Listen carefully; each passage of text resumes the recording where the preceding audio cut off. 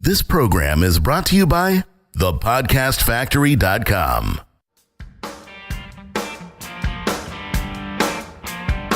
Hi, my name is Igor Kheifets, and this is the List Building Lifestyle, the only podcast which delivers cutting-edge conversion strategies from the online trenches straight to your earbuds. Download the transcript of today's episode and all future episodes at listbuildinglifestyleshow.com. I also invite you to grab a free copy of the Wealthy List Builder Survival Guide at listbuildinglifestyleshow.com/survival. And now, once again, it's time to claim your list building lifestyle. Welcome back to another edition of List Building Lifestyle with the man, the myth, the legend, Mr. Igor Kheifets. Jonathan, I'm upset.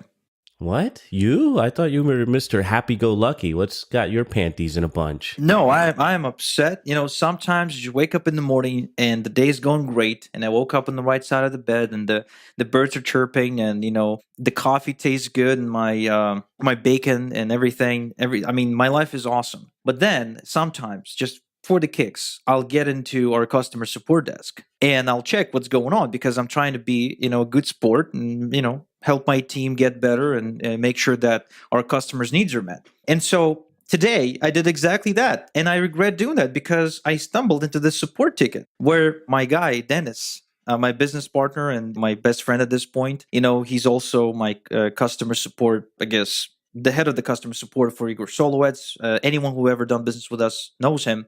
He talks to this client and he asked him, so you said you wanted to make sales. What are you doing right now to help yourself make sales? What is your plan to be making sales?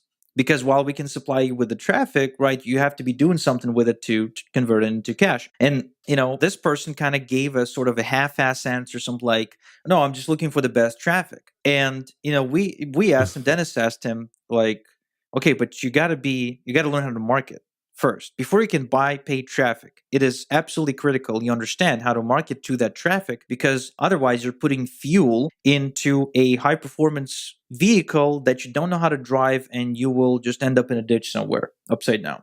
That should be making perfect sense to anyone who's a reasonable human being, right? And to which, he got the most incredible response, which I could have never anticipated myself, which left me extremely upset. And the response read, and I quote, "I may not want to be an online marketer myself. I just want to make money online." What? Exactly. What are you talking about? What are you talking about? I want to say something here, Igor. It says a lot about you guys that you care about your customers enough to tell them to wake the hell up and help themselves. So I respect that. But what on earth is wrong with this guy? He just wants to make money, but he doesn't want to work. Wait. He doesn't want to be an online marketer. He just wants to make money online. I'm confused. Could you explain that to me? Well, I wish I could. From, trying to interpret the statement, and this is sort of like going through the Torah, the Hebrew Bible, and trying to interpret the meaning of everything that it says. I remember trying to do that in elementary school here in Israel. It was hell for me, honestly, because it's so confusing.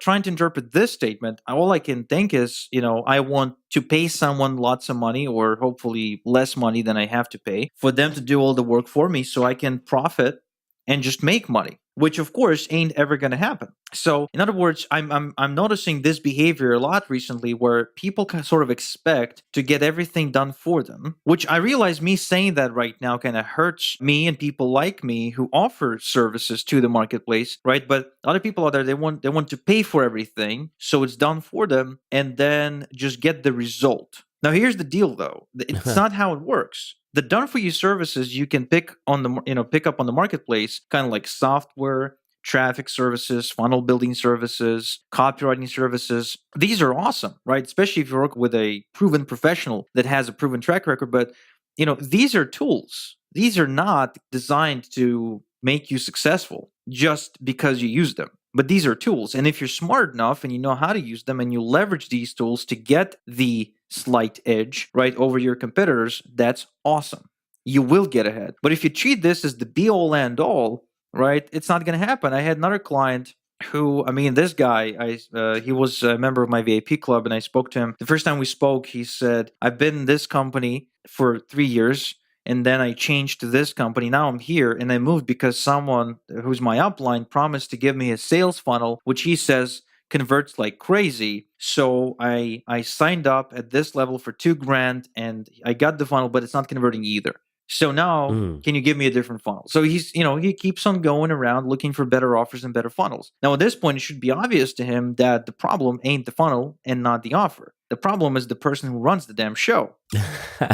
And it really brings us to an interesting discussion I had with another client where he asked me, what am I supposed to do? Like, Igor, I got your done for your emails, I'm driving your traffic, but what am I supposed to do? Just sit here, get traffic, and drive your emails to my list? Is that it? I'm like, of course not. So he says, okay, so what am I supposed to do? And I'm like, well, you have to be the star of your show. My show? Yeah, I say, the star of your show, because right now you're sort of like Oprah. You are becoming a star, and you're building media and presence and real estate online that would drive traffic to the offers you will eventually recommend. So if your business opportunity is the club, is the book in Oprah's book club, then you have to become Oprah recommending the damn books. And remember, Oprah had tremendous influence over the marketplace. She created people like, well, partially created people like Robert Kiyosaki, for example. Did you know that nobody wanted to publish Kiyosaki? He actually went to 24 publishing Yeah. houses. Everybody denied him. Okay, he self-published the book, and eventually it somehow ended up on Oprah's desk, and she invited him to the show. Camera is on, lights on. They do the show. 60 minutes later, cameras are off, lights are off. She turns around, she says, "You're welcome. I just sold 1 million copies of your book." She turned him into a bestseller overnight. Unbelievable. Nice to have that kind of power, huh? Yeah, absolutely. Now, obviously, you don't want to become Oprah, right? It's a bit of a too big of a gap between where you are right now and where you want to be. But you do want to build a tribe of your own, which hangs on to your every word, just like housewives would hang on to Oprah, where you get respect, just like Oprah was respected, right? At that point, you can recommend the company, you can recommend a business opportunity, and people will actually listen and act on your recommendation. Sometimes it's hard to see that. So I want to turn it around into like the way that you and I work together, not trying to plug my business, but I have a done for you podcasting thing. But if I told you, Igor, this is done for you, and you didn't show up and record these shows, what exactly would we have to work with? Not much. Not much. So, right. I mean, dead air?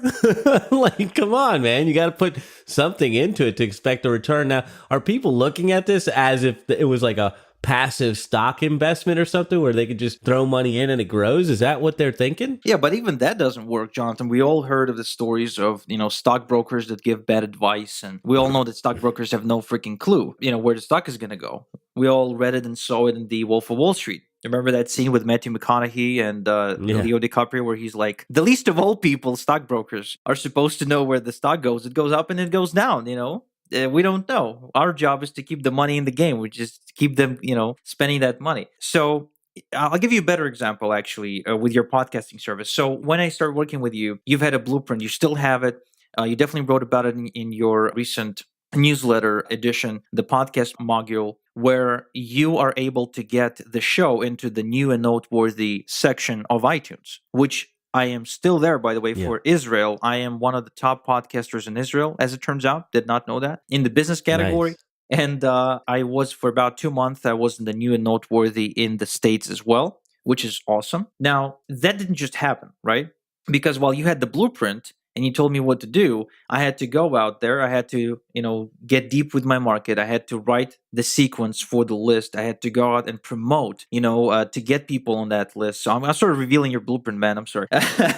So it's all good. Yeah, but there was work involved. And so I've done my part, and it was the mutual, right? The contribution from your side and my side that created the end result. So while I used the tool, and in this case, you were my tool, you were my slight edge in my modest beginnings of podcasting, it didn't just happen. I had to make it happen with your help. Same thing with any other tool you pick up in the marketplace to promote your business, to enhance your business, to hit your goals. You know what? Even the Tony Robbins seminars, let's take those. I mean, those are freaking amazing, right? People go there. They're pumped up. They walk on hot coals. They do all kinds of crazy shit. But a lot of them come back home pumped up 2 days later, the whole effect wears off, and they're exactly where they were because they don't do anything. So does it mean that the seminar is not good? Does it mean that Tony Robbins is a fraud?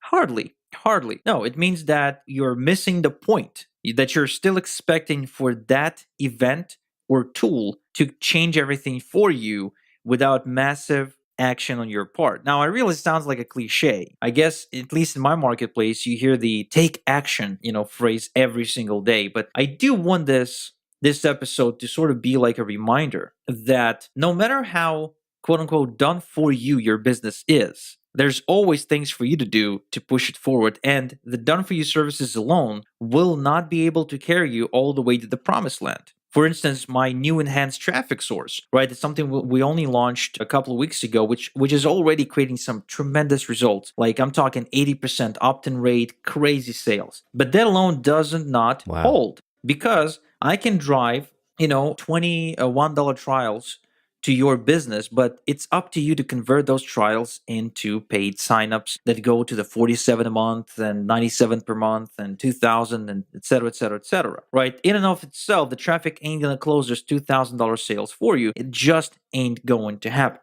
Respect, man. I'll tell you, I don't know. Well, you read Ben Settle's newsletter, so I'm sure you're familiar with Jim Yagi, the computer scientist, AdWords hacker guy. I hired him once, and it was expensive for me at the time to hire him. And this is one of the reasons why I respect what you're doing and what you're saying here. Well, I hired him. I spent quite a bit of money, and I'm like, dude, I need more traffic and stuff like that. And he came in. He looked at what I was doing, and he turns around and tells me, you don't have a traffic problem. You have a business problem. Your business is shit. And I was like, oh my God. I was like, wait a second. And I could have gotten butthurt and I could have cried about it. And I could have went and found another guru who would have got me all hooked up on traffic that I couldn't convert. But instead, I looked at what he was saying and I reevaluated everything. And then I went to more of a subscription business and everything changed for me. And that's why I respect what you're doing, because you have people coming in and you tell them the truth. Hey, this is probably not going to work for you if you're not willing to work the plan. Not everybody is willing to do that because they're so gosh darn greedy. And that's why I appreciate you, Igor. Well, you're welcome, my friend. So here's what I'm saying. Don't be like one of those people that goes out there is looking for the magic button, for the silver bullet. It does not exist. All you're looking for at any given point is the slight edge. What else can I do to get an inch ahead of my competition? What else can I do to take a step up in my business, to maybe develop myself a bit better so overall I get better results? You're not looking to hit a home run every time. You're just looking to get one more home run for every 10 swings you're doing. If we take it to the baseball analogy, which, I am as far from baseball probably as you, Jonathan, are from the Torah, right? But, that's what you're looking to create. You're not looking to go from a nobody to a millionaire overnight. That is not possible. You're looking to get there one tiny little step at a time. And how fast you'll get there will depend on how quickly you'll take those small incremental steps of success. Do the work. You still got to do the work. I appreciate that, Igor. So what else, man? What else do we need to know about this? Well, what I would do is I would probably go and find some old Oprah and Dr. Phil footage, because these are infotainment personalities in two different niches that create content because they produce content on a weekly or daily basis, right? They made it entertaining enough for us to want to watch it. And they always either recommended a product or made money in some other way. So your job is to become the star of your own Oprah show. And if you're fighting that idea, if you're actually like, when I say this, if you cringe, you have to now find out why that is uncomfortable to you and recognize that unless you are willing to become that, you won't likely make a lot of money online. Now, you might go ahead and say, but wait, Igor, wait. There's those people out there. They're incognito, right? Nobody hears about them. Nobody talks about them. They're like kind of behind the scenes, but they're making a crazy amount of money. Well, yes, there are people like that. And you know what? They're usually tied with somebody who is the star of the show. Okay, for instance, I'll give an example. So you got, we work with a company called Online Sales Pro. Okay. Now, on the surface, if you research Online Sales Pro, you'll find only one person, and that person is Vincent Ortega Jr. He's pretty much just a badass superstar when it comes to home-based businesses. He built a large social media following. He's got millions of people following him on Instagram. Like, the dude's crazy. It's all about the lifestyle. He's got a ton of videos out there. He's doing tons of webinars. And he's like the guy who's out there. But behind the scenes, making shit happen, there's two guys that I know, Joel Kellman and Kevin Cohen. So these guys, they're partners with Vince, and Vince is the star, but they are behind the scenes. Joel's the coder. He's coding all kinds of crazy stuff. And Kevin is the business person who watches the numbers and, does all kinds, of business development and stuff like that. Now they got another guy who's responsible for the training for the company members. He's the one getting on daily Q&A calls and stuff like that. So he's also visible. But the point I'm trying to make is that even the people who are incognito and behind the scenes, they always need the front man. So if you want to remain behind the scenes and you got the skills for that, okay, you need to find yourself the front guy or the front gal that is willing to get out there and become the quote unquote personality of your brand. Now, this is actually a good point to kind of tease you about the next episode, because the next episode, we're going to be discussing how to build credibility for a brand new person. Okay, so if you're just stepping into the marketplace and you finally decided, okay, I'm going to become, the star of my own show, I'm going to tell you how to create credibility without any proof, without any previous track record or anything like that, the first time you step on the quote unquote the big screen of the internet. Wow. So a lot of the stuff's hitting home with me right now. I need to find a COO. Good stuff, Igor. So you teased out the next episode. I guess that's a wrap then for this list building lifestyle. Thank you, Igor, for enlightening us once again. And thank you, list builders, for tuning in. We'll be back with you next time. Thank you for listening to the List Building Lifestyle. Make sure to subscribe on iTunes or Google Play to never miss an episode. Because who knows, just one conversion tactic we share on the show might double your list and double your business. Download the transcript of today's episode and all future episodes at listbuildinglifestyleshow.com. And don't forget to claim your complimentary copy of the Wealthy List Builder Survival Guide at listbuildinglifestyleshow.com/survival. This is Igor Kheifets, and until next time we talk, have a good one.